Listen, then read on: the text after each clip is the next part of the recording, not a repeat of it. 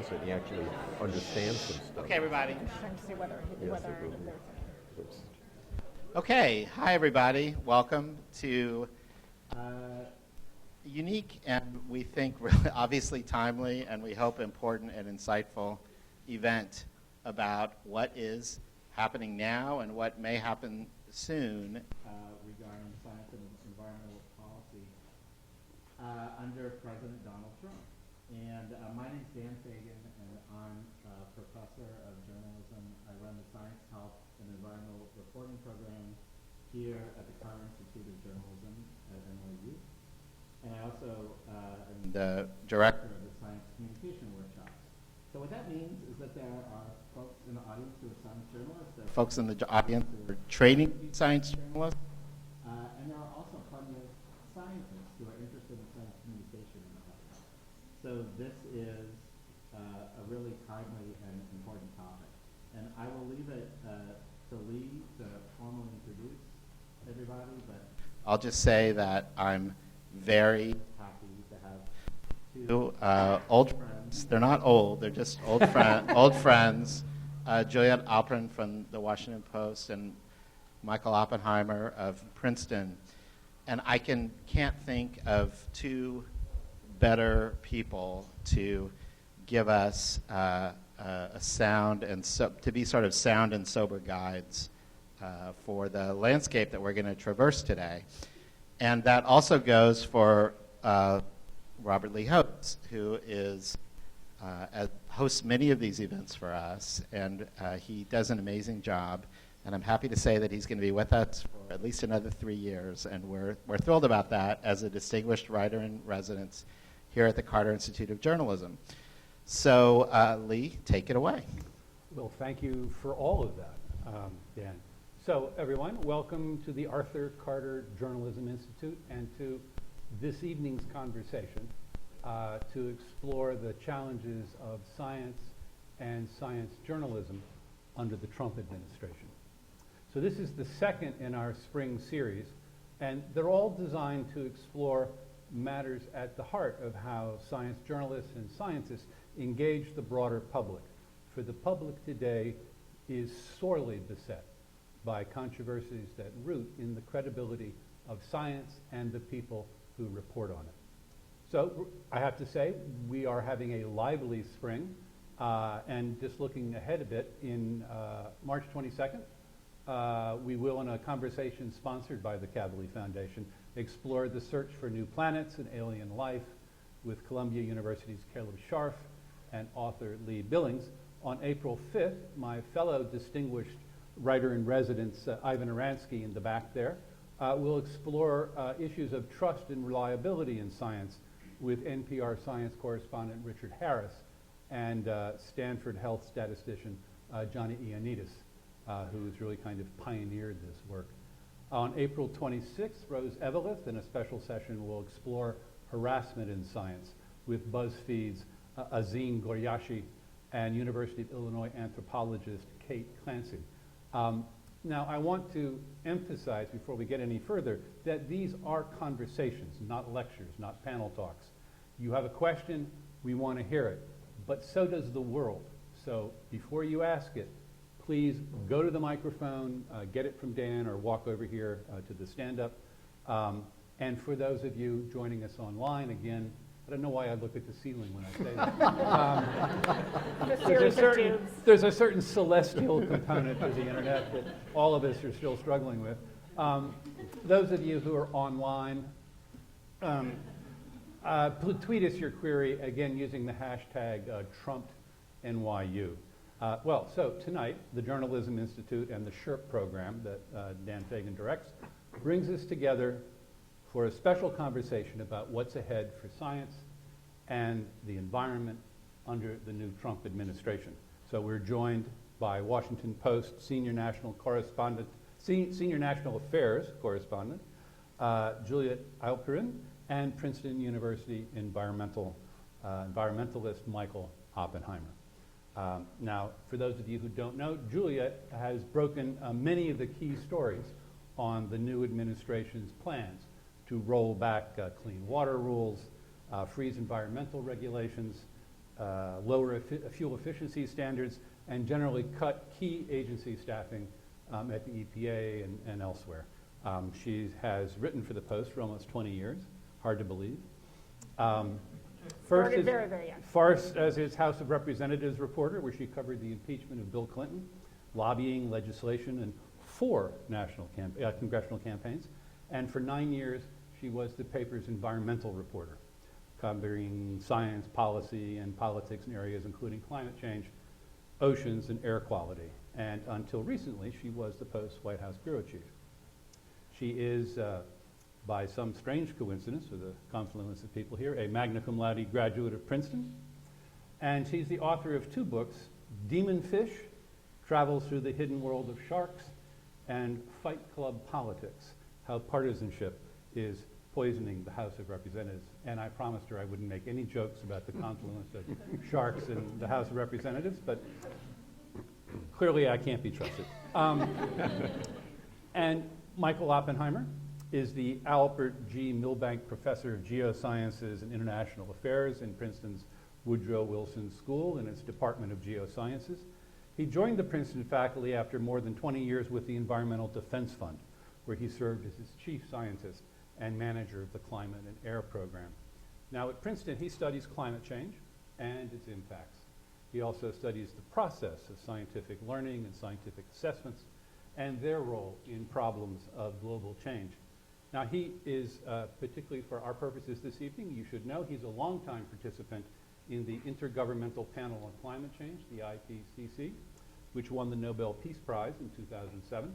And he's a member of the National Academy's Board on Energy and Environmental Studies. He's also a winner of the 2010 Heinz Award and is a fellow of the American Association of the Advancement of Science. Well, those are the introductions. Let's get down to it. So, what is the Trump administration doing to the environment and to science policy? And what does it mean for how science journalists and scientists communicate to the public? So I want to start with a reality check. And I turn to you. While some of us were reeling over presidential tweets, there were real changes in the work. Could you bring us up to date? Sure. We obviously have seen a huge amount of activity on the part of President Trump and his deputies, partially in concert with Congress. And I think it's important to keep in mind that he is certainly signing a number of executive orders that are aimed at reversing what President Obama did in both, in recent years as well as in the final months of his administration. But that, coupled with the fact that Republicans control both the House and Senate, has really led to a reassessment on a wide variety of areas. And I think what we've seen is, for example, legislatively, there's something called the Congressional Review Act, which was something that was passed in 1996 and had only been successfully used once in its 20-year history to nullify a rule. It's very obscure, but an incredibly powerful tool that the House Republicans really engineered and convinced President Clinton to sign, which allows, by a majority vote, if you have the president's signature, to wipe a rule off the books, and you can never do a substantially similar rule. So what we've seen already on that front is that President Trump has nullified 2 rules. One, a stream protection rule that restricts the kind of pollution that mountaintop mining companies can put into local waterways. So that got eliminated. Another forced oil and gas companies to disclose payments to foreign governments. And both of those have now been wiped off the books, and we see certainly a number of others have passed the House and are pending, having to do with everything from land planning to the release of methane, a potent greenhouse gas, from federal oil and gas leasing. And so that's one area of activity. On a second front, you see that there's this effort to change laws that, again, will take more time, but essentially agencies will have to rewrite them. We've seen that in terms of this broad law that protects smaller waterways across the country, streams and wetlands.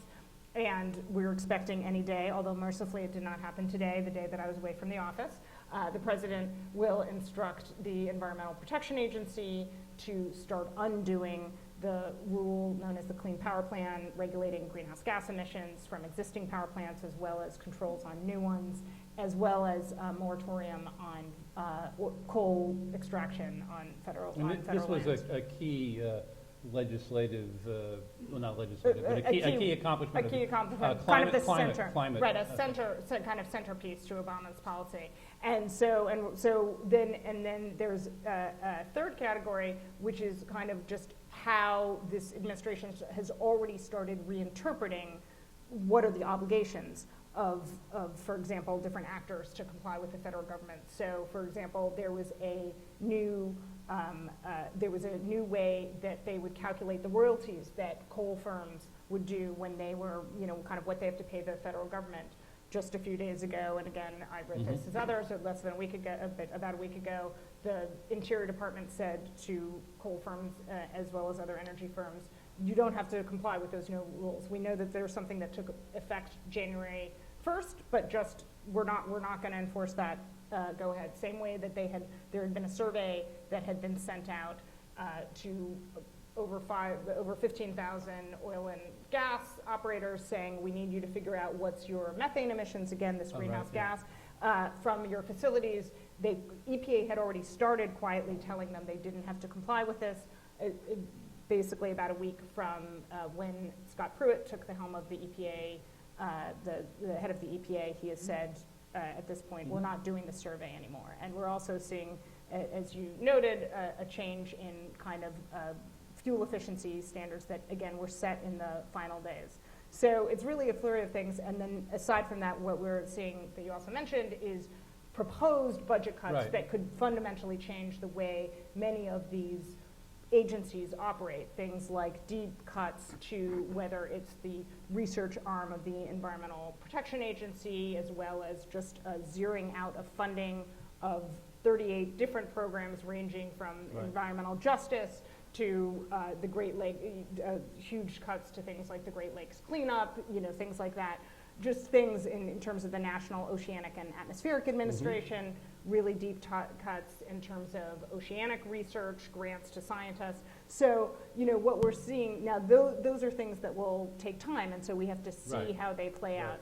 But certainly, we're seeing just a huge amount of activity in this space. And again, it's interesting because essentially there's a coming together of what congressional Republicans have wanted to do for a long time and this new president. And so together, we're just seeing a huge array of activity. So Michael, let me ask you this. So clearly, there's just a lot of churn here, dozens of rules being waived or just simply signed out of existence. At least in terms of the budget proposals. I mean, they're a long way from reality yet, but we're seeing the outlines of significant cuts to agencies that look after climate, look after the waterways, look after a variety of environmental considerations. I'm wondering if from where you sit, do you see a through line here?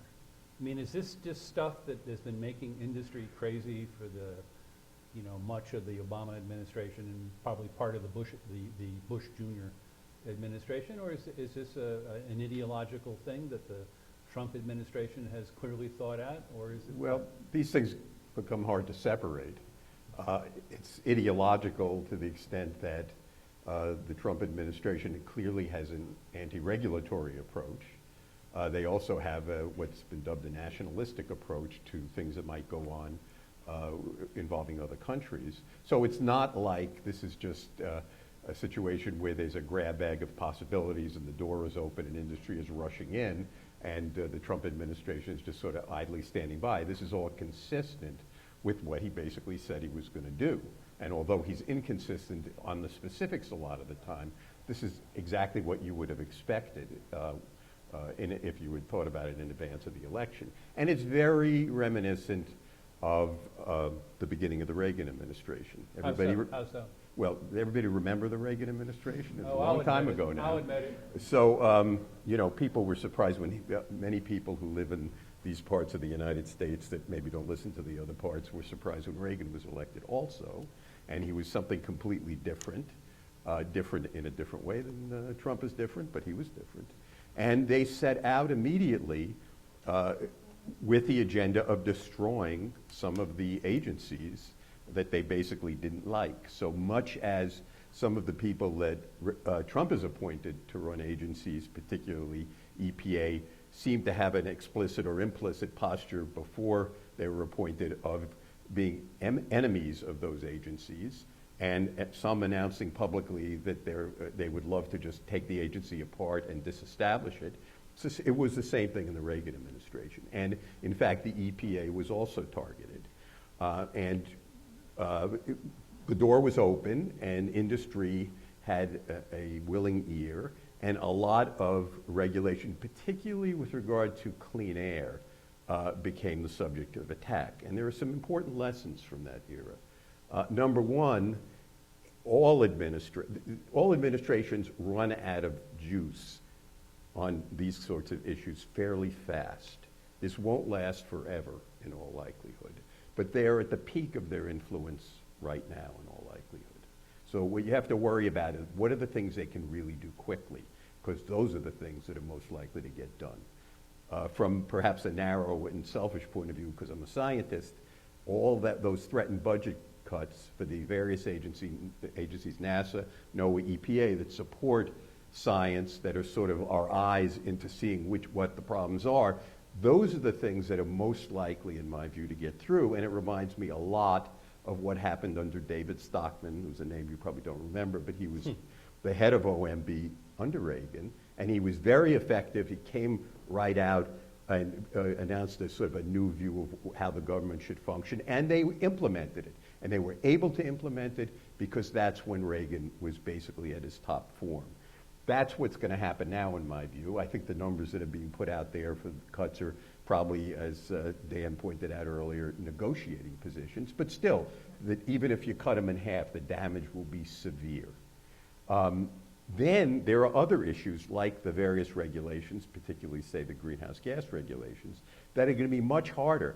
And these people should keep in mind that the Clean Air Act in particular has been robust over the years and is almost impossible to alter by Congress because it has tremendous public support. It did then, it still does. And so Congress may decide to dig into the Clean Air Act and may decide to try to alter it. But if I can predict anything, I would predict that that isn't going to happen. And I think that the administration knows that, so what you will see is instead slowing of enforcement, using options where they don't have to do something under the law to do less than they would, and defunding the enforcement branches of the agencies. So I think if they're clever, they won't get into out and out war on clean air.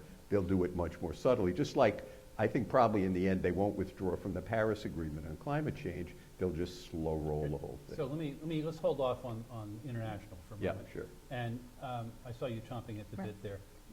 Do you agree? Well, I definitely agree. She wasn't but I chomping was on gonna- me. I'm like totally reassured. All I have right. to do is like go back and watch television for a couple of years, and it's going to be fine. No, that isn't what I said at all. What I wanted to say All I have to do is kind of outlive this. To Michael's point is simply that what I wanted to point out is that to some extent, Obama's administration, by rushing to do a number of these things at the last minute, which they did in part because in the run-up to the 2012 election, they didn't want to be as aggressive on many of these energy and environment goals, and did a huge amount through executive action in the second term when they couldn't get Congress to go along but decided to do that.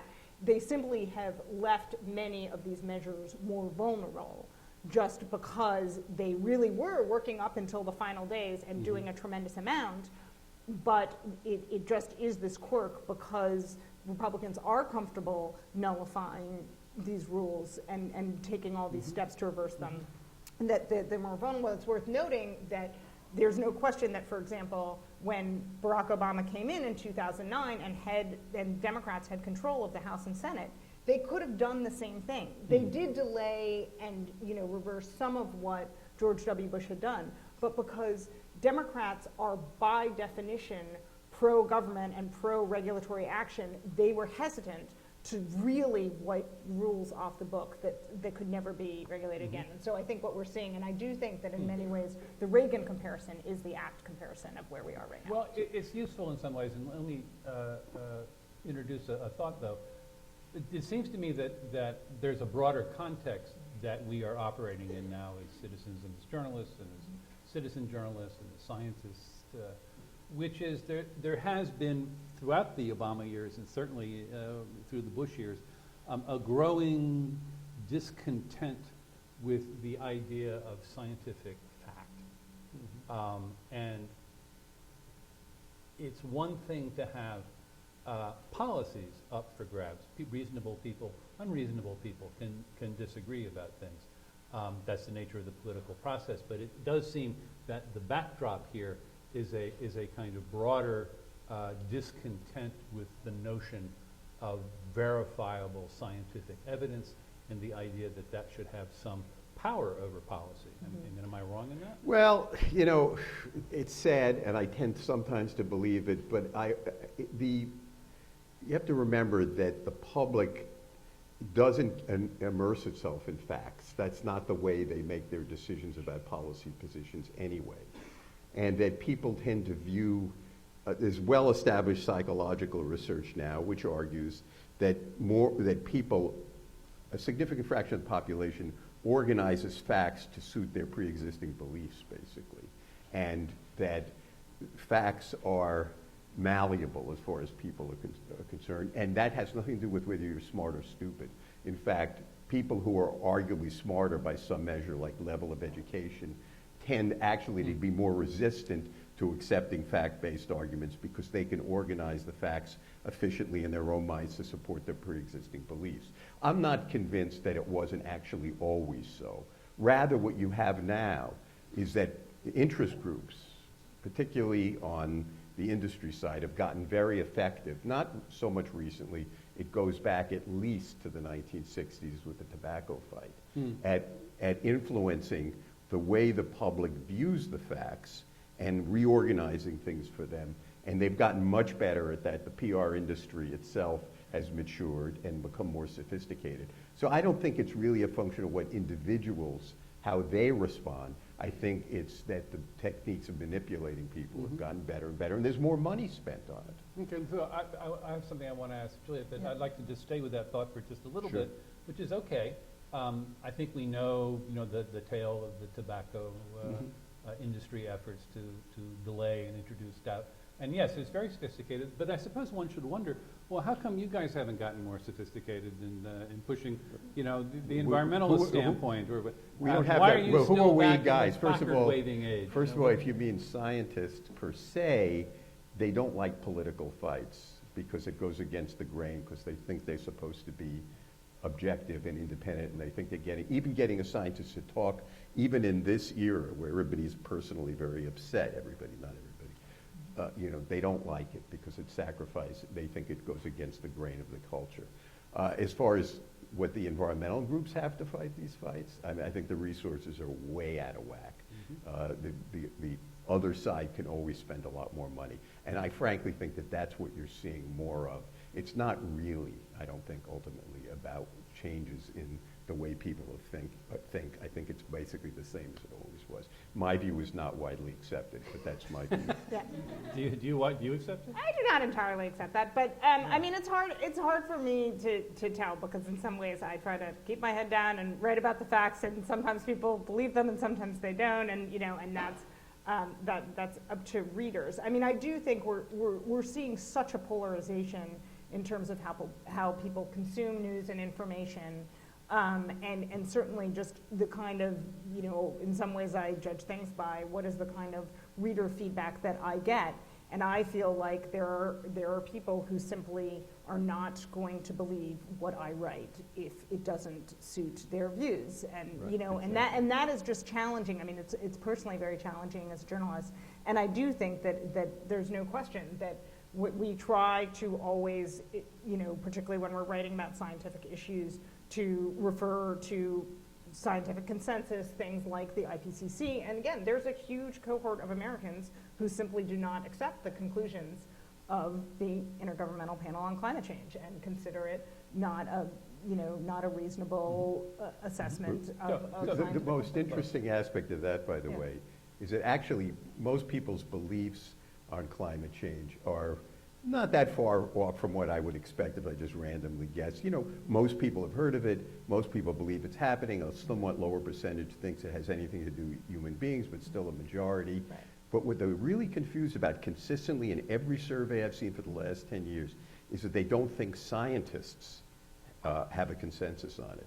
And that is completely askew with what the reality is. And that is due to the haze and muck thrown up by these anti-science, anti-disinformation campaigns.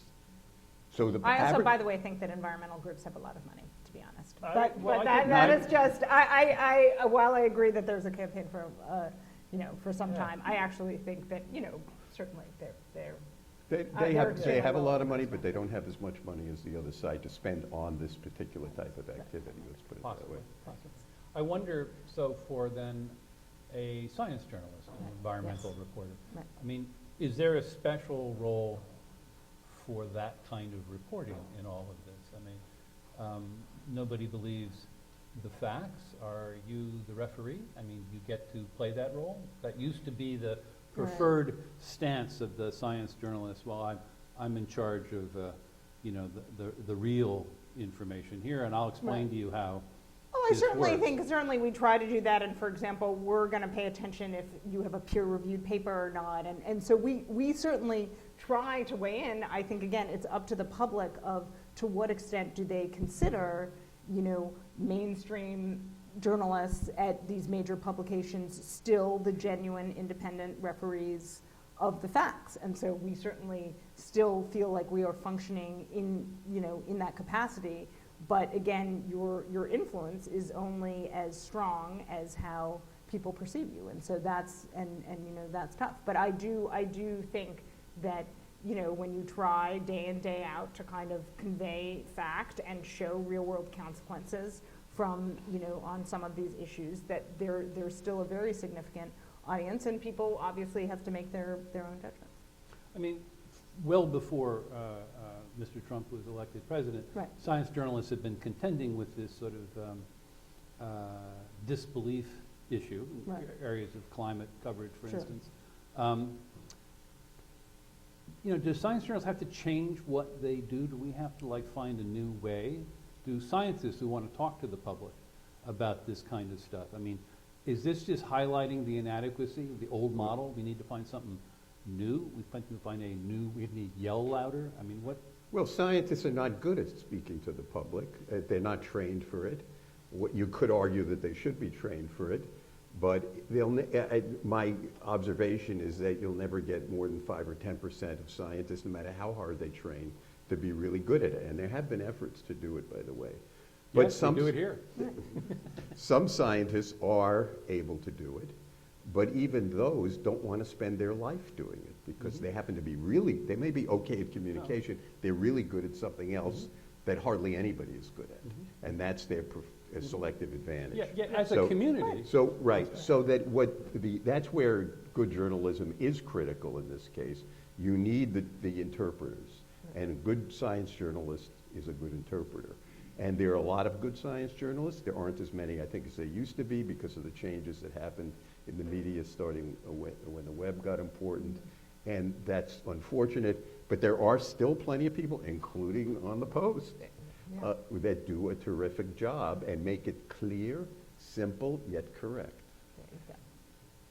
Are you going to argue with the I'm idea not, that I'm you're not doing going to a good argue job? about the idea that You're- we you're succeeded doing a in making good no, job? no, and also, and I do No. think what's very interesting, and I feel like, obviously, I feel like I've seen this over the course of my career that it's true that the number of scientists who invest a great deal of time are certainly not the majority, but there is a growing cohort of scientists who feel strongly about the need to communicate publicly and do invest the time and resources in connecting with some of the top science journalists across the country, and that's terrific. And we always argue that it's sometimes we have to make this case, but we say often you get federal funds, you have public accountability, and we will write about your work in a responsible way, and it can have impact. And so I do think that plays a critical role in kind of the work that we do. But surely one of the things that we're watching, Yes. one of the things that we're watching happen right now, I mean, I agree. In the past, scientists were a little reticent about taking political positions, and that made them quite valuable as sources for science reporters, because we didn't have to sort of filter, run a partisan filter really of kind of what they were talking about. It was an informational credibility thing. But you know, we're talking about a year now when, as a community, thousands and thousands of scientists now are getting ready to sort of march in Washington. I've never heard of anything like this before. Yeah, they were good. And are seeking to sort of become an active political partisan force. Right. And while on the one hand, maybe you could argue that's about time, it also plays into something that perhaps you then have to contend with, which is one of the very successful things that the industry advocates that you were talking about a minute ago were able to do, is to start to paint scientists as a special interest group. Yeah, right. And of course, now you're acting like a special interest group. For a science journalist, I mean, this seems to me kind of changes the nature of the source relationship. Can you? I think that that is true. I mean, I think this March, and my colleague Chris Mooney, for example, at the Washington Post, has written about this, went to an event that was held at the AAAS meeting in Boston and you know, talked to folks about it. And I think that is a challenging question, that there's so many scientists who feel passionately about this, who are really worried about what's happening. And when you do an active protest, that is different from, for example, testifying before a congressional committee or, you know, doing interviews about your research. And I think it is certainly going to, you know, raise questions. At the same time, these folks feel really strongly about it. Now, I think that, again, if you ask me, you know, part of how I and my colleagues are going to be devoting our time is, for example, when there might be some of these when there may be budget cuts or even proposed budget cuts to, for example, some of these scientific functions of these agencies, I think what we write about is to give readers a sense of what do these agencies do and how they have some specialized knowledge that's not, you know, necessarily replicated elsewhere, and can we trace through how they've responded to crises. And those are ways of kind of providing concrete examples of what's going on that might be less politicized than writing about folks, you know, coming to a march. But I think you're right that there's no question that, particularly in this polarized climate, something like that certainly could have ramifications for how the public views. Yeah, but look, scientists regard this as an existential threat, not just to the planet, but to the very enterprise, to the enterprise of science. So they would almost be inhuman if they didn't respond in this way. And there's nothing wrong with it. And, you know, I'm going to go. And that's not a surprise, I suppose. I've been a bad actor for a long time. But, you know, this is what citizens are supposed to do. And scientists are people. They're citizens. They have rights. And you're right. That puts them in an arena where other people will then perhaps look at them and see whether they're biased or not when you have your interactions with people who are getting politically active.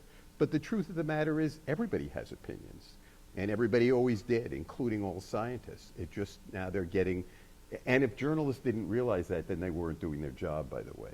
So now they're just being open about it because this is a situation that's serious enough that they can stop pretending that they don't have opinions. And in my view, that's very healthy, because everybody has views, and a discerning journalist has to be able to pick that apart a little bit, even if it's somebody who's acting like they're nonpartisan.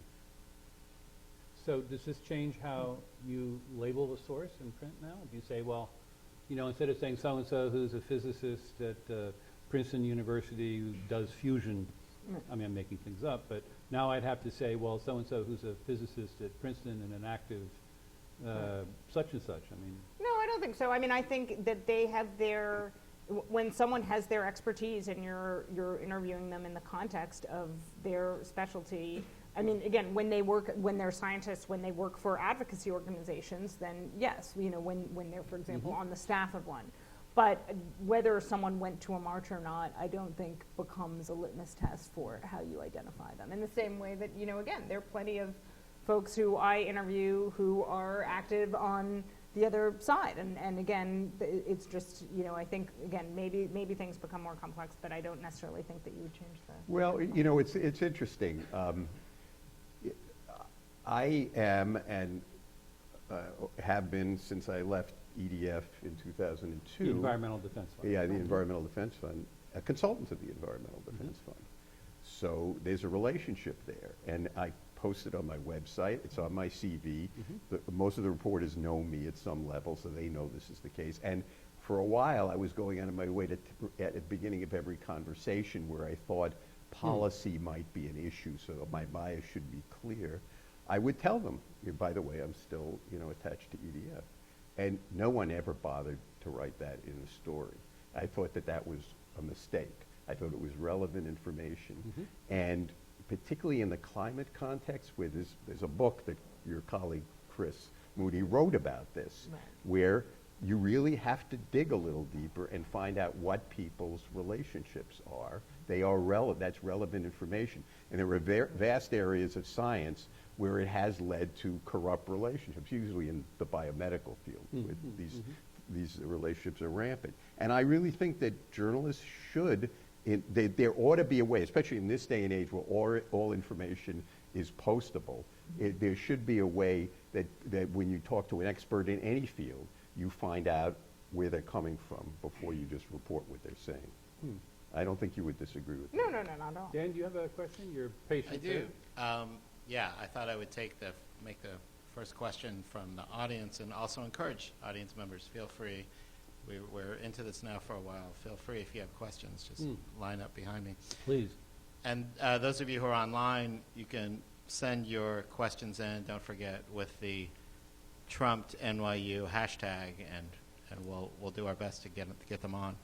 So I wanted to ask Michael and Juliet both about what could be called the sort of the journalist version of the March for Science, which is just as scientists feel their core values threatened in some sort of extra way currently.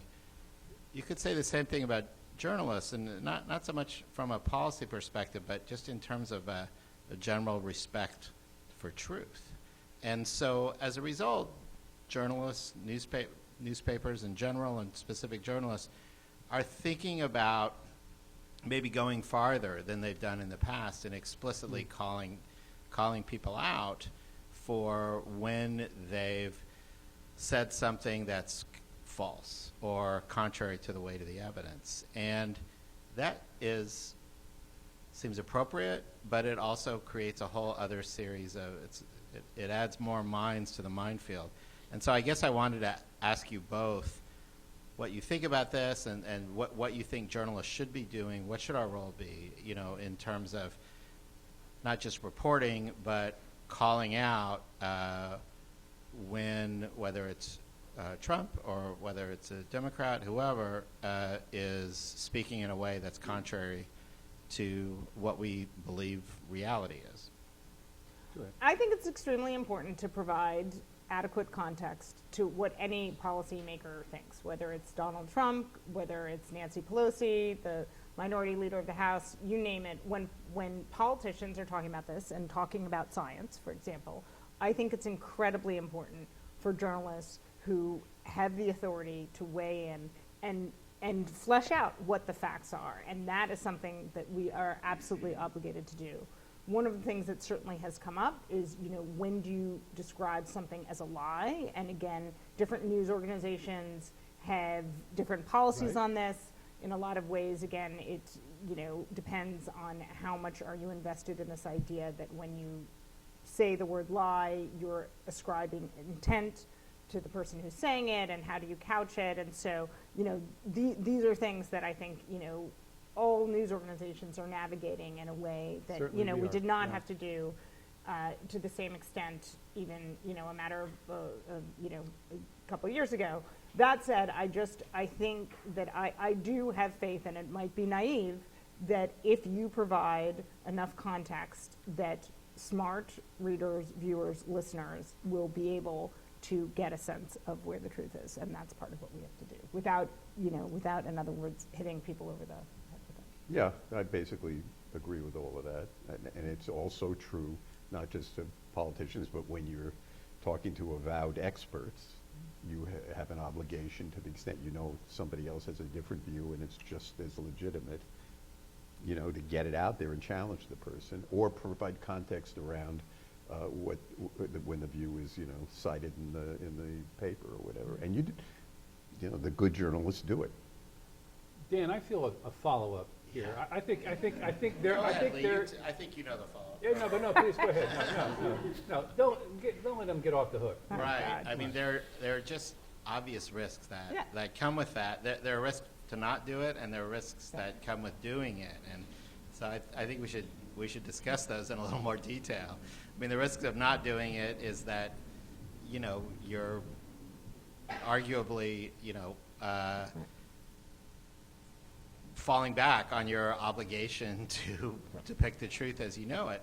But the risks of doing it is that you again, as with the March for Science, you make it much easier for people to sort of paint you as let's just say, arguably an enemy of the American people. Just to pick a phrase. Just to pick a phrase. Just to pick a phrase out of the air. It's got a certain ring. Yeah. So let's wrestle with those for a little bit. Yeah. It's your job, to take a risk like that. I mean, it's not like, there are certain well-known benchmarks which can be used, which some journalists use and others don't, for when a view by some expert is sort of outside the mainstream. You don't just have to say it's outside the mainstream. You can actually cite it, for instance, as something that, well, this person said that, but they couldn't tell me a paper that was peer-reviewed that they'd actually published it in.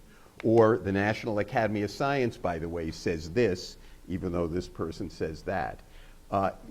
Most Americans don't know what the National Academy of Sciences is, and that's partly, I feel, that's a problem that, is probably partly a problem, a fault of reporters who don't bother to explain the roles of these institutions to anybody. But it's a benchmark for people in the scientific community.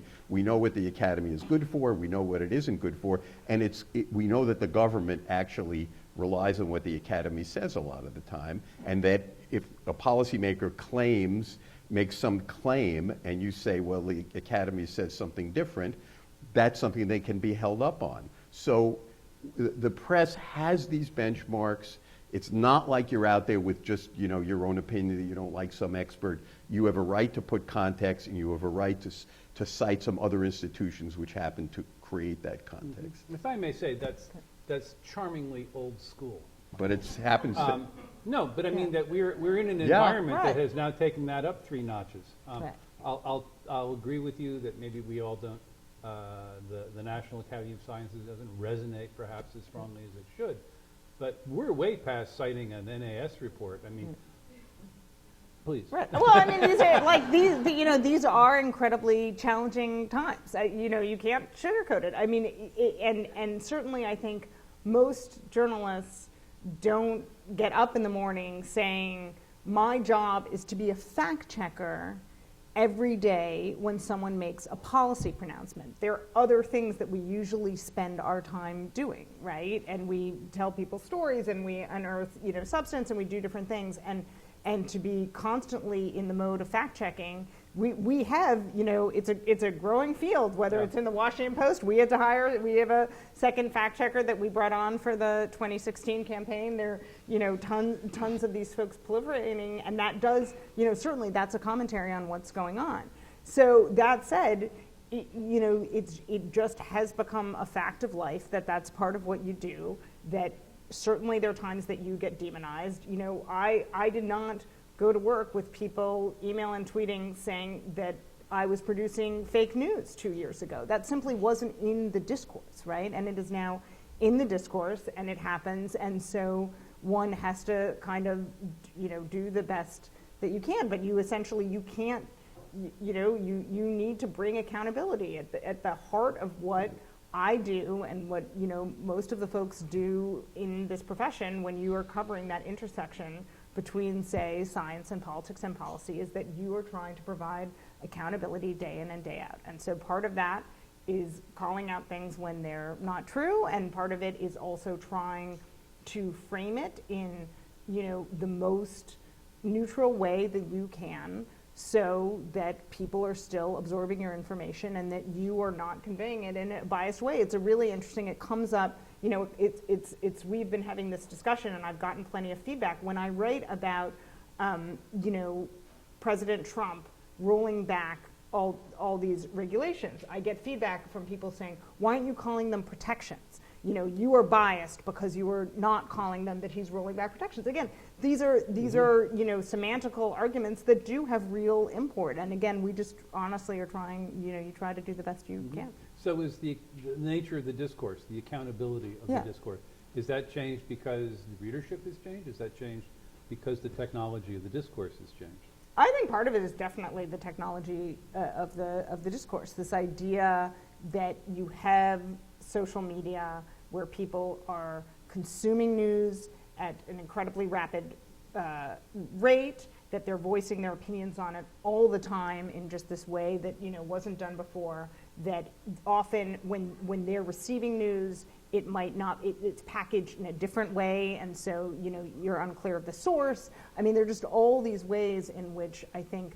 the traditional kind of infrastructure of how people receive news and consumed it has changed to the point that it becomes far easier to kind of discredit, you know, either discredit decent news or pass off, you know, inaccurate news as responsible journalism, and, you know, so all of that has kind of influenced, and I just think things are much more charged. But it's not, yeah, but it's not all bad. I mean, there are plenty of these virtual news outlets that are really good at reporting stories accurately. They tend to be specialized organs, and if you follow a particular aspect of, say, environmental news, you know them.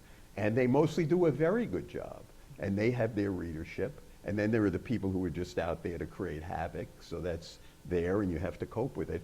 But I don't think that this new media environment is a bad thing by any means. I think it's a challenging thing. And we all have to somehow figure out a way to deal with it while not letting go the fundamental standard that journalists are supposed to have. I'm not a journalist, I'm telling you. Yeah.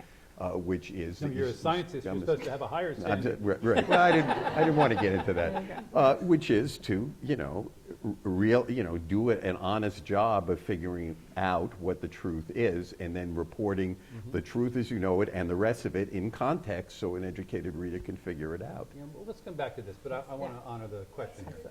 That's a good segue, the educated reader. I was wondering what we can do to educate the public in critical thinking, because I seem to see that lacking. If taking into account what you said about people tend to view facts that already support their viewpoint, there seems to be like a huge amount of an inability to discriminate to what's true and what could be based in fact, just basing it in fact. And just the idea that that the alternative viewpoint to facts is valid is just bizarre to me. And I, you know, former scientist, I just don't understand it, how it's the majority of news is just garbage, and that people just, if it's in print somewhere, if it's in talk radio, it's on Fox News, it's valid, and nobody looks up and tries to figure it out. They only go to the same sources, and that's what they use. So you can publish whatever you want, but only people in this room are going to read it, and we already think that way. Yeah. So your question is about the nature of our bubble? Or how do we get it past the bubble, and how do you educate the public in critical thinking, because it's lacking, seriously lacking. I guess I see two questions there, and maybe one of them we can try to answer. I'm not sure if we can answer like whose job it is to educate us all in critical thinking. I mean, personally, I'm still working on that one. But it's a key thing. But maybe we can talk about your other question, which is the nature of the bubble. So this is great. You do this super journalism for the Washington Post, and it's being communicated to people who kind of already agree with you. I mean, there's a lot of data that kind of shows retweet patterns and such that the people who are interested in Breitbart news aren't reading you. I feel like a lot of them are reading me because I get lots of insights. So I actually, to an extent, I find that actually very encouraging. Tell us about your I find feedback. Because basically, I mean, it all depends, and it's unclear, you know, again, how different, people are consuming the news and what they're actually seeing. Are they seeing a headline? Are they actually reading the story? But what I actually find incredibly heartening is that I try to answer as many emails as I can from people who have opinions.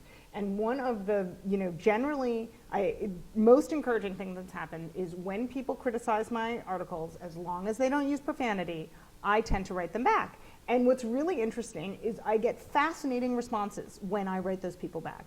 And most of the critics are pleased that someone has at least taken the time to read their complaint, engage with them, and often we get a back and forth where we can at least advance our kind of common understanding of whatever that issue is in contention.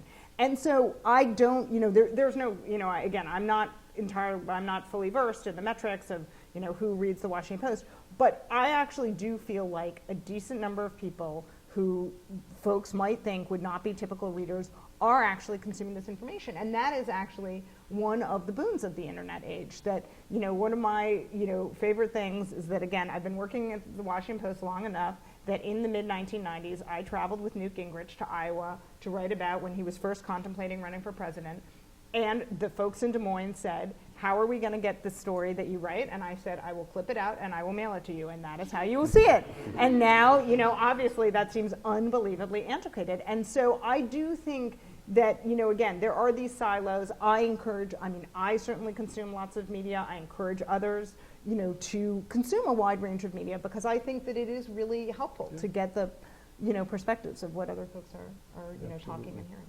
There's a question here. Yeah, I have a question from Twitter. Let me just pull it up. So the question is, have any Reagan-era EPA or FDA officials spoken out about the similarities between Reagan-era policies and Trump-era policies, and are any of them still in government? I don't think they're still in government. Yeah, they're definitely.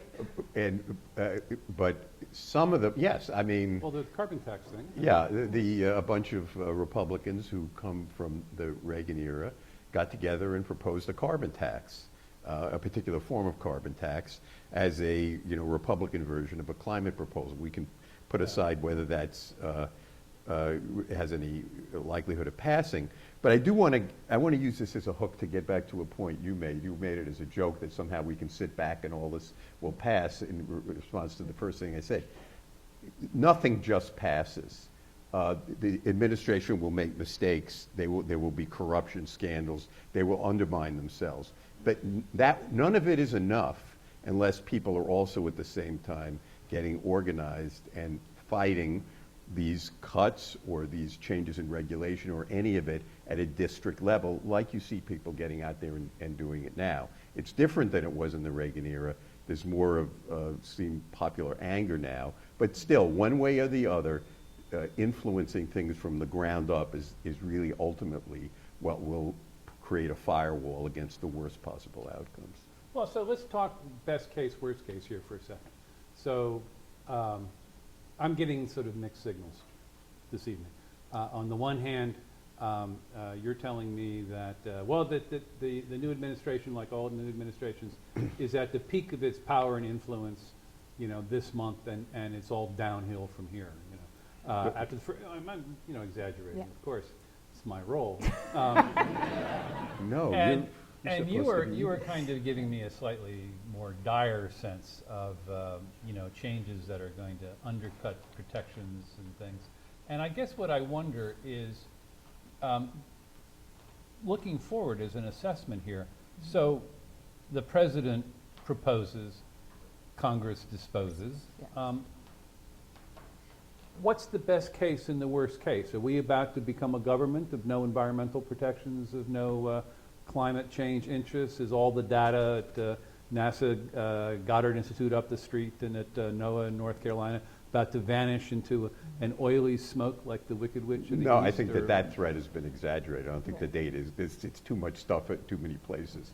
But these two ideas are not contradictory. They could be at the peak of their power now, but do a lot of damage on the way down. And there is a threshold that they eventually will probably pass beyond which it'll be out of their control to do too much damage. But we could have a lot of bad stuff happen between now and then. I think the best case is that the administration's focus on environment is disempowered relatively quickly due to other things that are happening that take away their attention, basically, and that dilute their ability or their focus. And so the things that are relatively robust, like the clean power plant, it cannot be reversed overnight. That really is going to wind up taking 3 or 4 years, and ultimately may depend on not the first but the second appointment to the Supreme Court that this administration gets, if there is a second appointment.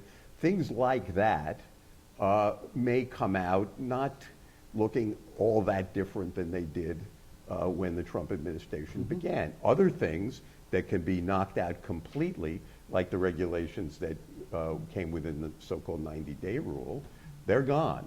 The budget stuff, that's going to happen one way or the other. So I think there's a complicated dance that will be done.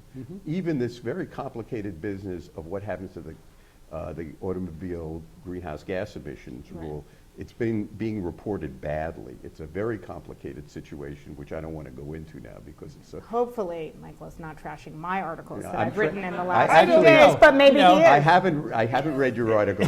Oh, even worse. Oh, my God. No, I don't have, there's so much, I don't have There's so time. much. There's Julia, so much news. I feel It's your true. pain. I feel your pain, I really. do have differences of opinion with the Yeah. way that the Times happen to have covered it. Oh, yeah, that's But it's not clear what the outcomes there are going to be and how much political capital they're going to want to spend and how much political capital the automakers are going to want to spend and what the automakers, how they're going to gauge the fact that there are 2 elections between now and the time the regulations come in and how many times do they want to see all this reversed. It's stuff like that I won't predict an endpoint to. Stuff like the budget I will predict an endpoint to, and the end is going to be bad. So what you keep calling damage, some of these folks call reform. That's And everybody I have- has a view. Everybody has a view. So I have to ask Yes. you, yes. is the only place for, informed science journalism here, the journalism of resistance? No, I don't. I think that really the responsible journalism that needs to be done is certainly, obviously, kind of conveying the stakes, talking, writing about the science and the policy, but also, I mean, there's no question that the Obama administration was extraordinarily aggressive in how it used some of these executive authority tools in its second term. And we need to report on that. I think we have done some of that, and I think that this is another opportunity to kind of look at it. And one of the things that's again, it's a complicated story, but obviously they faced such resistance from Congress. But when you're only operating unilaterally within the executive branch, you don't usually produce the kind of compromise that often develops broader social acceptance of some of what you're doing. And I think it is responsible to point that out, to point out where, are there areas where there are regulatory overreach? I mean, one thing that is interesting that Michael alluded to is that some of these landmark laws that are either as old as I am or a little bit older are... It's unbelievable kind of how powerful these laws are. And so, and I think in some ways that is an education job that we have to talk about, look, these, in fact, the Clean Air Act, the Clean Water Act, the National Environmental Policy Act, they endowed the federal government with huge powers.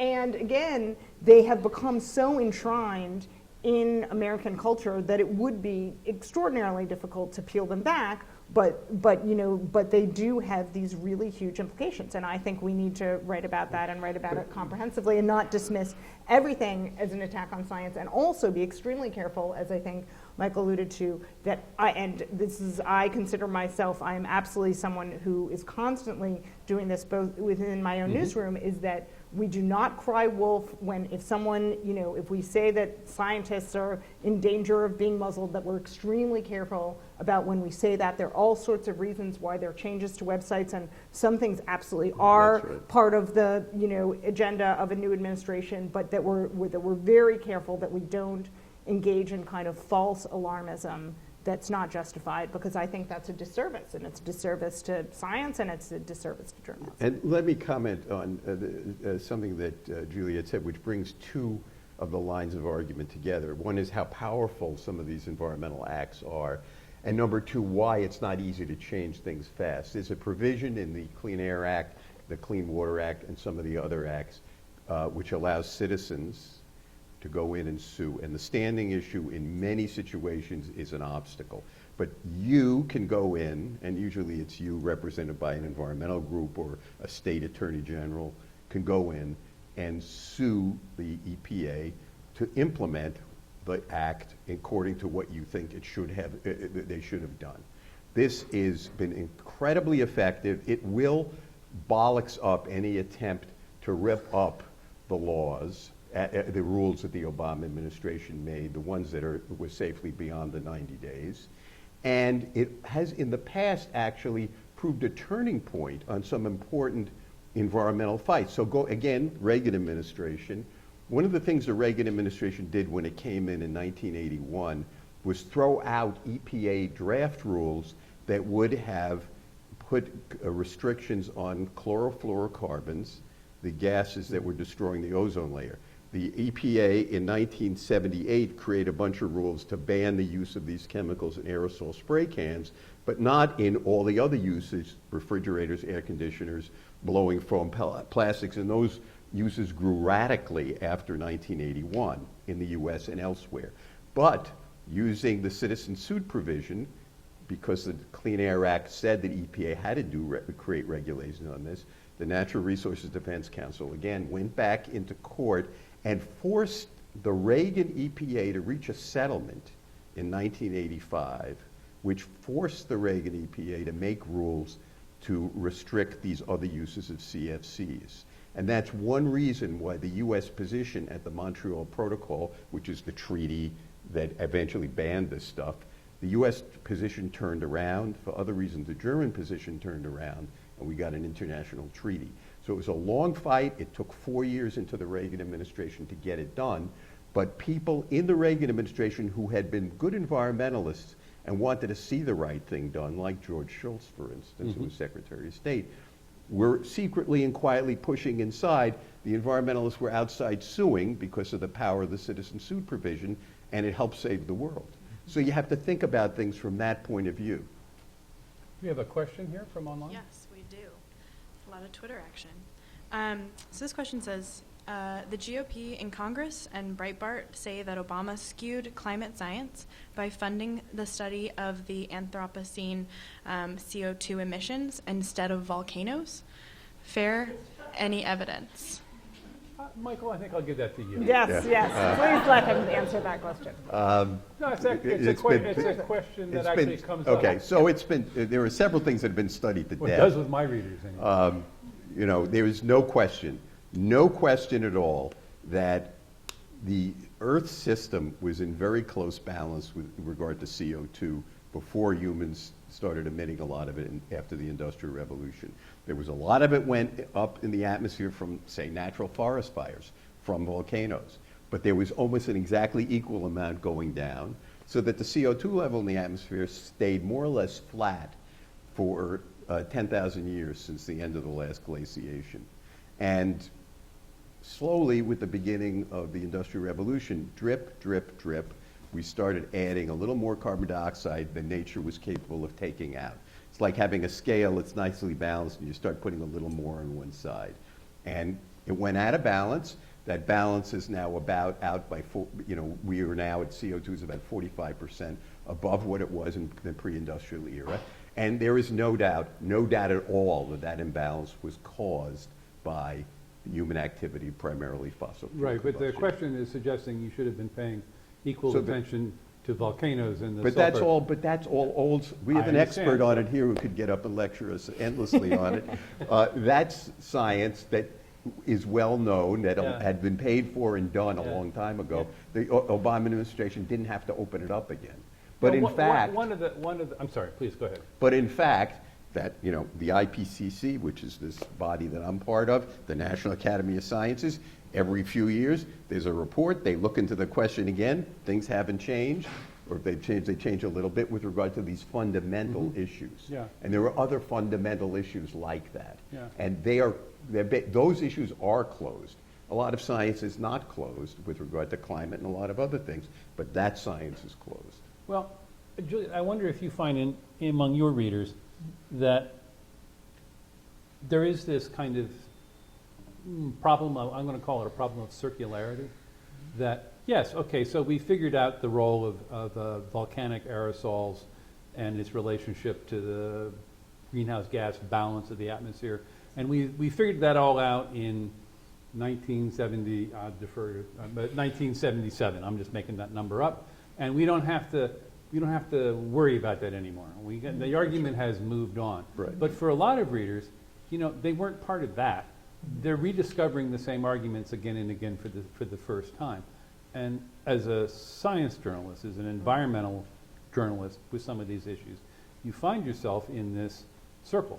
You have to keep sort of re-answering questions that are new and legitimate for a reader who's encountering them for the first time, yet there are 307 National Academy of Sciences reports on this, and you don't have room in your story to cite them all. What do you do?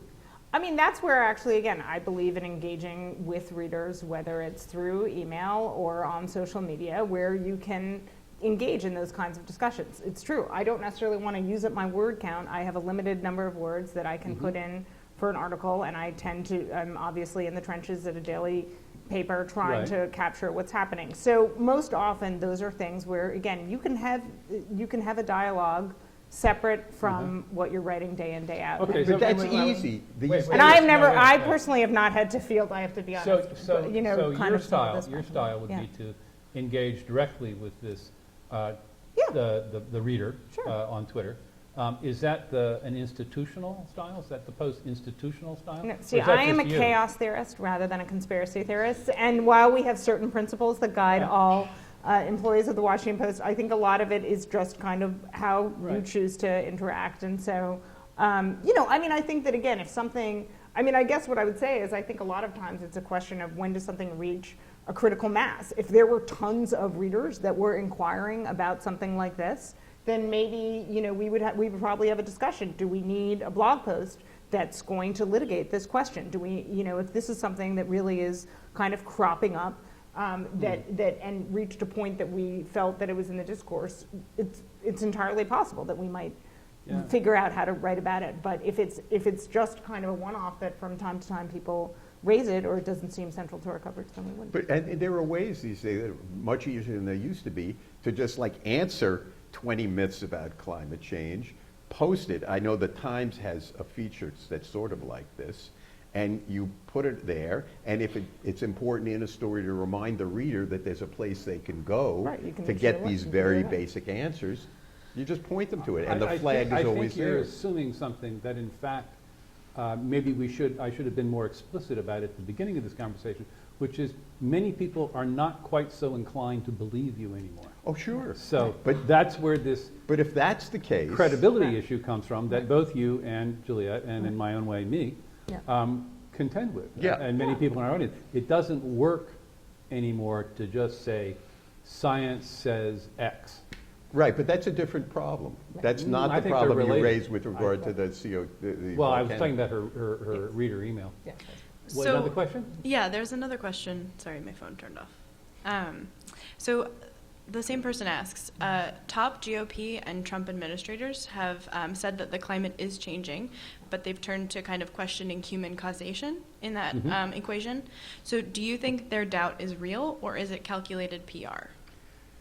Well, actually, this goes to a bigger question. But let's answer that one first, and then I have a follow-up. My experience, and it's just my experience, talking to people in Congress about this issue over a very long period of time, is that most of them are smart enough to understand the difference between what's true and what's not true on this issue and on many of these other issues. And to the extent that they don't, or they're willing to propagate uncertainties like this one or untruths, that's largely because they don't want to bother with the facts in a particular case, and that's driven by political motivation. It's not that they're too dumb to understand. It's not that they don't have staffs or they themselves don't know where to go to get the facts. It's just that it's another bit of motivated reasoning. Doesn't comport with their political agenda, so they don't care, and they're not constrained by trying to be honest. So, I'm sure that most of the people who went and testified in the same way in these hearings, that yeah, climate change is happening, but we can't really say how much is due to human activity, either knew or intentionally didn't bother to find out what scientists think the answer to that question is. You have a I think I will You think you want it? Yeah, opt to yeah. not Right. comment on it because I'm not going to ascribe But it does raise an interesting larger point, which is this is not an administration that speaks with one voice on this topic. I mean, the new Secretary of State has got one view, the new Sure. Energy Secretary has another view. Is this unusual to have this kind of disagreement about? No, again, I hate to keep going back to the Reagan administration because most of you weren't alive. Well, go then. back to the Bush But administration. no, How far yeah, back do you go? They were always, there's usually a divergence of opinion on some serious issues.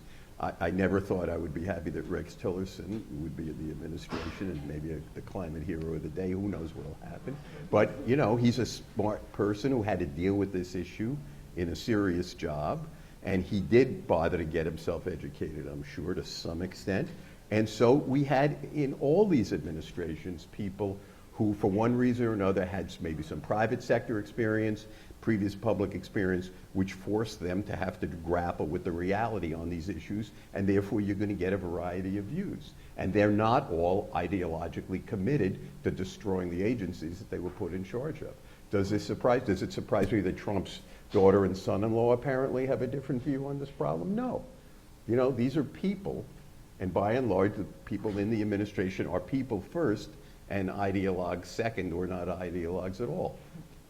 And right, to point out that in George W. Bush's administration, you also had divisions. You had Hank Paulson, the Treasury Secretary, and Christy Todd Whitman, his first EPA administrator, and both of them felt much more strongly about, for example, curbing greenhouse gas emissions than many of their colleagues. And it's also, it's been very interesting to see, for example, Christy Todd Whitman, who again was essentially, did not serve for a huge amount of time and left, has been relatively quiet and has become far more outspoken just in the, basically in the last few months on this issue. In fact, his first Treasury Secretary was a gentleman named Paul O'Neill, who had been CEO of Alcoa Aluminum. Alcoa had to deal with the greenhouse gas issue because their electrodes with which they smelt aluminum have been producing these incredibly long-lived greenhouse gases called perfluorocarbons that last 1,000 times longer than CO2, and which were a real threat. And the aluminum industry got together and voluntarily changed their production processes to stop producing these things. And Paul O'Neill was a strong advocate of doing something on climate change, which is one of the reasons he was moved out of that job within a couple of years, and that's when Hank took over. Hank Paulson. Right. So anyway, so it's so I would say it definitely happens. So then what's the ruling special interest in this administration when it comes to matters of the environment and climate? Well, I think President Trump has been very explicit about it. He feels very strongly that folks in the coal industry, including the people who work in the mines, played an instrumental role in helping him win the presidential election. And he said it when he was signing legislation on the stream buffer rule. He has said it in many contexts that he feels very strongly that he wants to do whatever it will take to bring back the coal industry. And so, when the president is talking about it, I really do take him as his word. I think he feels very strongly about doing things that will promote coal extraction in this country. Whether or not, the market actually responds to these policy signals is a real question, and that's one of the things that we're constantly reporting on. But he, regardless of, it's not, and again, it all depends. Like there are tons of well-financed, interests that no doubt are, making their pitches and trying to get certain regulations, changed, and that absolutely is a fact of life in Washington. But this is a president who has come in with a vision that, on one hand, he feels very strongly about doing things that is going to promote coal extraction, and he himself is unconvinced that human activity is driving climate change and that it is a serious threat. Those are his views, and he is acting on them. So, that's what I would put as the number one, motivator on a number of these issues. So. Do you agree, or do you have a different? I think that's a pretty good analysis, yeah. The question here?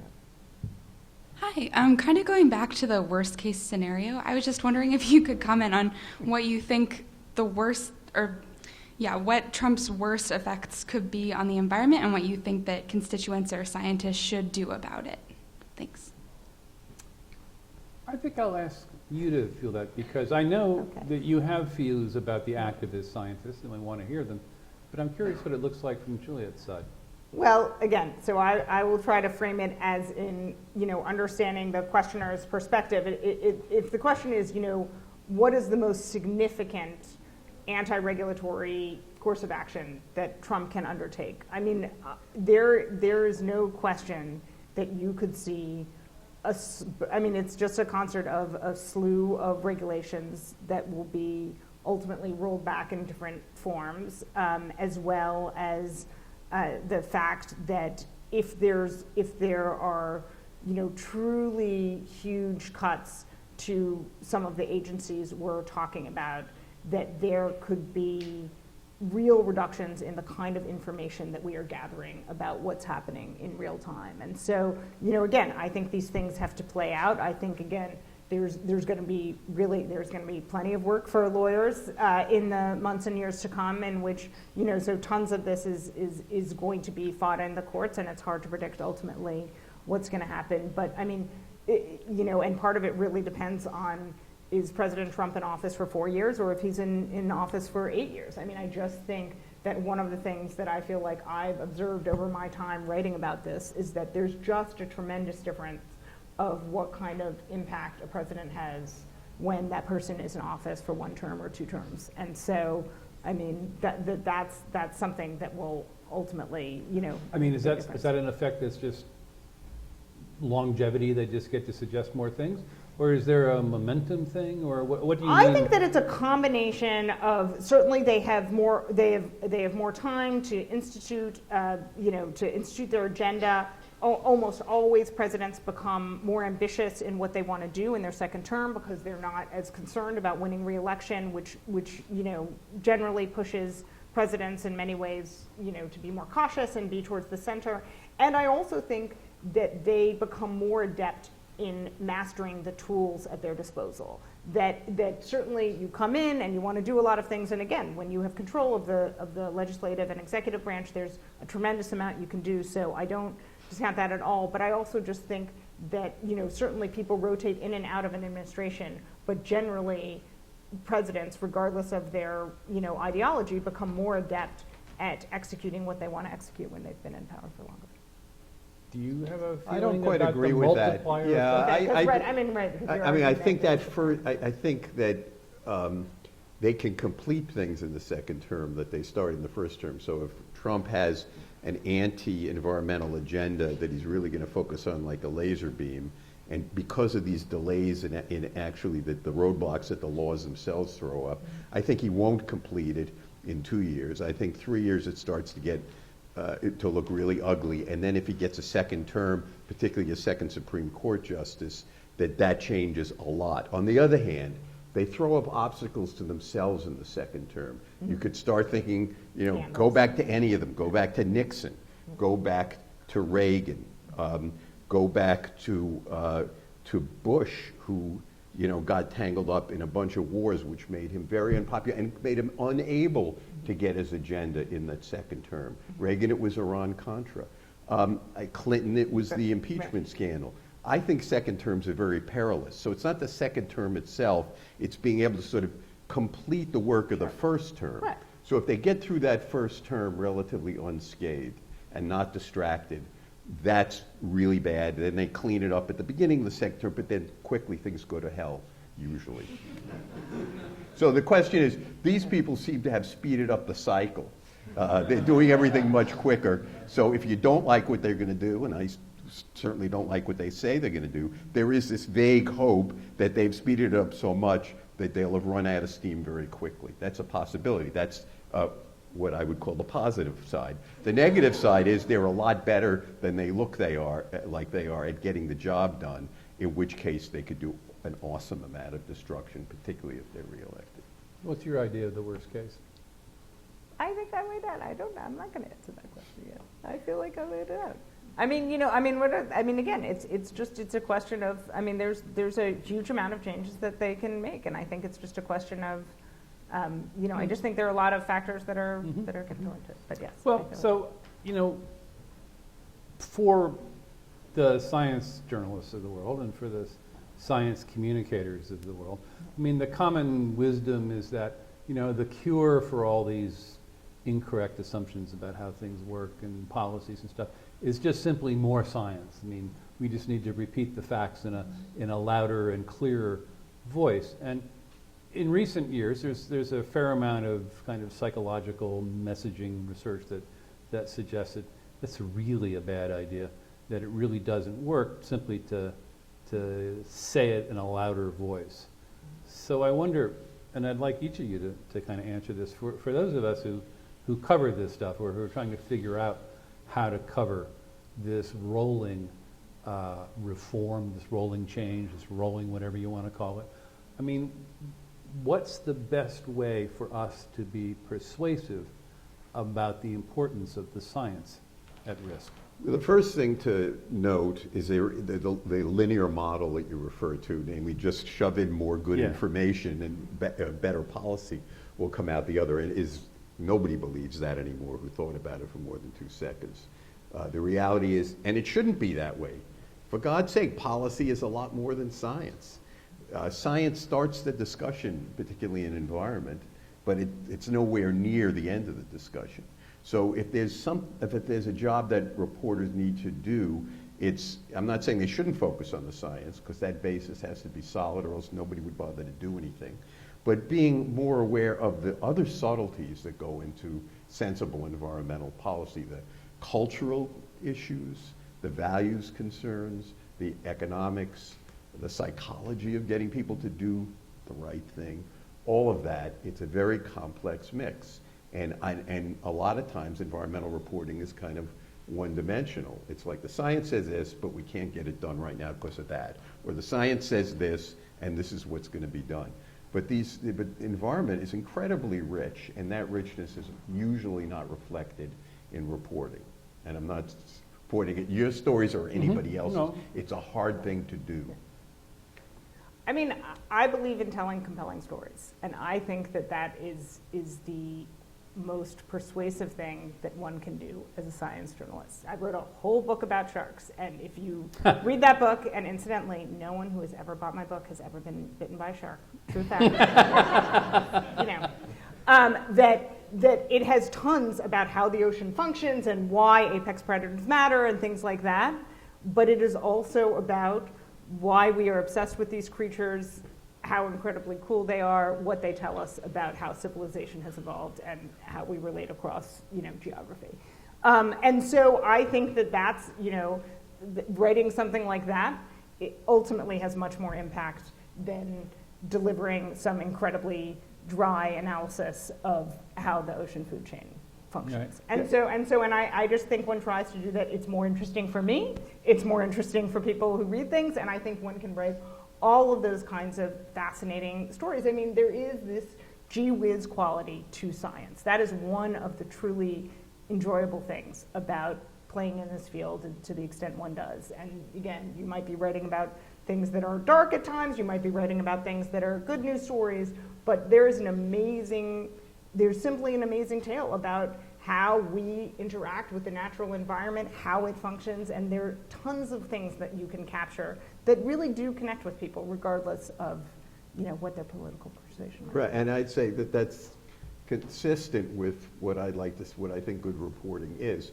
because it brings in all the richness. It's not just about cut and dried and what the facts are. On the other hand, there's a good reason we're still talking about, what's the truth about climate change and why won't volcanoes do this or that. It's because unless the factual basis is there, unless people understand there is a factual basis, then the support for making policy changes that can be substantial and to some people painful goes away. And that's the reason why the smoke blowers have been so effective on not just this issue, but smoking and a bunch of other things, because they know that while the science isn't the whole story by any means, or even most of the story, it's the basis. And if you can knock it out, then you get in the way of progress. Have a question here? Yeah. Hi. Sorry. I have actually two questions. I'm sorry in advance because we're going to get into another semantics issue. But earlier in this conversation, scientists, especially scientists that march on Washington, were referred to as a special interest group. And I was wondering, is that a useful, accurate, or appropriate framing for the actions that scientists are taking right now? I think Since you used that phrase, you're I'm the welcome one to who answer. called them, us, you all, a special interest group. And what I was getting at is that throughout certainly the climate change debate, whatever if it's fair to call it a debate, but denial is one of the very effective tactics out in the hinterland has been to portray scientists as people who are arguing, often unfairly or falsely, for a point of view that would get them funding. In other words, they were just another grant-seeking lobbyist. And what I'm suggesting, or what the phrase was intended to convey, was that when thousands and thousands of scientists gather in Washington, D.C. in April to picket for the cause of science, they will be a special interest group. I mean, science is an interest. How can we deny that? And up until now, it's not been the custom, it's not been the anthropological custom of the group to sort of demonstrate politically in large numbers for their point of view on how the world works. Let me take issue So with that's that. what, I'm getting at. I understand that in some All right. degree, but I have a linguistics background, and so Well, I'm very you're- passionate that framing matters. But I'd Right. like, Michael, I think, was going to say Yeah, something. Yeah, sure, go ahead. if scientists were out there and their main message was that don't disrupt the funding for science, we need that funding is critical, then they could easily be tagged as an interest group. If they're out there arguing for the philosophical and value-laden position that science is a good thing and that society needs to be cognizant of and give science its due respect and not distort the facts and not prevent society from getting the facts and acknowledging that there are things called facts, then I think it is unlikely that it will be successfully tagged a special interest group. I think if you go to an agenda which can be easily interpreted as self-interested, that'll happen. If you keep the message broad and you keep it at a level which is not down in the mud in terms of specifics of partisanship, then you have a chance of doing this successfully. And I think it can, and I hope it will be done successfully. Does that help? That does help, and I have a second question. if Good, you have time for yeah, it. so let's go to your second question. This is a hard left. So actually, particularly for scientists that work in the EPA right now, I know that a lot of them are leaving their positions or faced with the choice of whether to leave. And as a scientist, Michael, do you believe that it's more effective to stay in your position and try and influence policy, or at best drag your feet in the bureaucratic process, or simply to leave the administration? I have a bunch of ex-students who are working in the administration, both who are generally scientists, and they called me up and asked my opinion, and I tell them all, just stay there, because the government depends on smart, well-intended people who don't have a particular ideological axe to grind. I don't even know what their ideology is, most of the people who work for me, that I hope they stay in government and help government function better, no matter who the president is. That's what I'm telling you. Yeah. So I should say that to you that characterizing something as a special interest group is not necessarily a negative thing. In a corrupt society, virtue, of course, is a special interest. If you want to get narrow, if you want to take something very broad and narrow it down, yeah. I was responding to a linguist, sir. I wonder, to flip it slightly, Right. so the people who drive your stories, who Right. make them possible, of course, Yes. are those very scientists who perhaps are in EPA who are feeling endangered but aren't going to leave. I mean, what is that, how is that evolving in terms of the people you talk to in these endangered agencies? I mean, there is no question that we rely on folks inside of government to give us information, and this is true regardless of who's in power. I mean, it is a huge resource for us, and it is also true that when people are leaking, that is because they have concerns that the information they have is not coming to the surface otherwise. And so it's not surprising at all that there are folks inside these agencies who at this moment want this information to come out, whether it's because it will draw attention to something, a budget that might be cut or a policy that might be changed. And it's certainly, hugely important because it is how we do our jobs.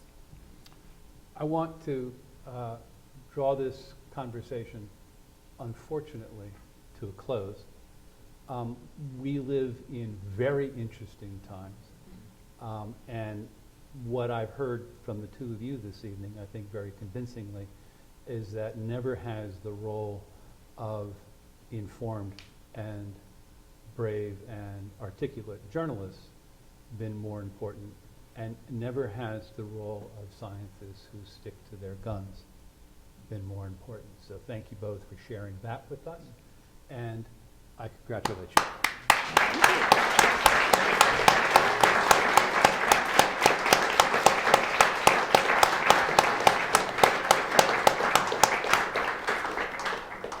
So I thank you again. I hope you might have a minute or two to kind of hang around and, Sure. Continue the conversation more informally. Great. Well, thank you all very much.